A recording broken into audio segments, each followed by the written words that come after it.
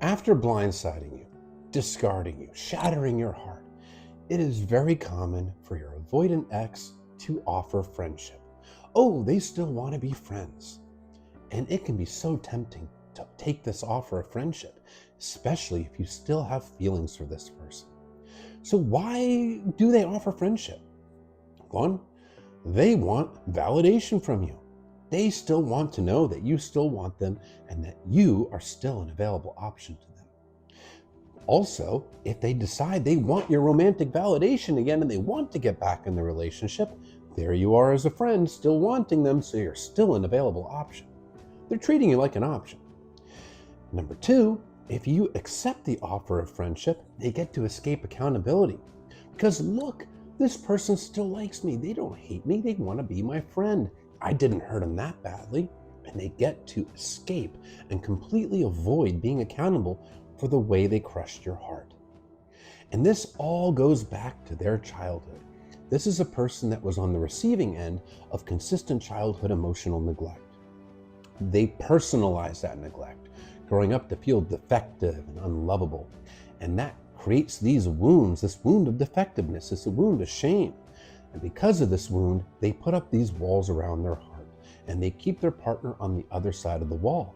So things like emotional closeness, things like expectations, any kind of disagreements are very triggering to them because it triggers their wound of shame. But because of that shame wound, they also rely heavily on external validation. And they want that validation from you without having to give anything of themselves to you. Because if you're a friend, they get access to all the benefits of you, and they have an excuse to keep their walls up. Look, I can get this validation, but we're not committed. I can keep my walls up so I can get validation and I give nothing in return. Now, in your case, being on the receiving end of this, it can be so tempting to accept that friendship because it gives you this hope that they might come back to you, that they're still in your life, and they might regret the breakup and come back to the relationship. But that often doesn't happen, and what ends up happening is that they string you along, that you're constantly in that friend zone, and they give you little cues and clues and breadcrumb you, but you don't really ever get back into the relationship because they're getting validated by you and there's no actual reason to lower their walls because they're getting all the benefits of you. And it just reopens the wound over and over and over again. And it helps you stay stuck and prevents you from moving on and healing because this person is constantly there as a friend.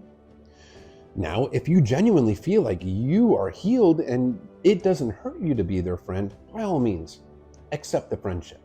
But if you still have feelings for this person and being friend zoned is painful and agonizing, you don't have to accept it. You can hold a boundary. A boundary being your limits of what you want, what you don't want, what you need, don't need, what you'll tolerate, and what your expectations are.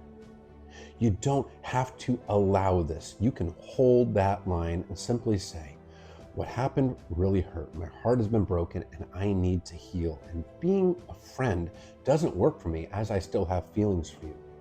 So I ask you to please allow me my space so I can heal and move on. And friendship doesn't work for me. And there you go. You held the line. You let this person know, no, I'm not going to be friend zoned. I'm not an option. And I'm not going to be treated as if I'm an option. And you're letting yourself know the same message. You're saying, I deserve more than being treated like an option. I deserve better than being discarded and friend zoned. And that's a very powerful, secure message to send to yourself. And that's one of the biggest differences between a securely attached person and an insecurely attached person. The secure person holds boundaries even when it's hard, because boundaries are how you protect yourself and how you protect your heart. And they're also a powerful way to stand up for yourself and make sure that you acknowledge to yourself that your feelings matter, your needs matter, and you're also letting the other person know that as well. You don't have to accept being friend zoned. Hold that boundary. You're not an option and you don't deserve to be treated as such.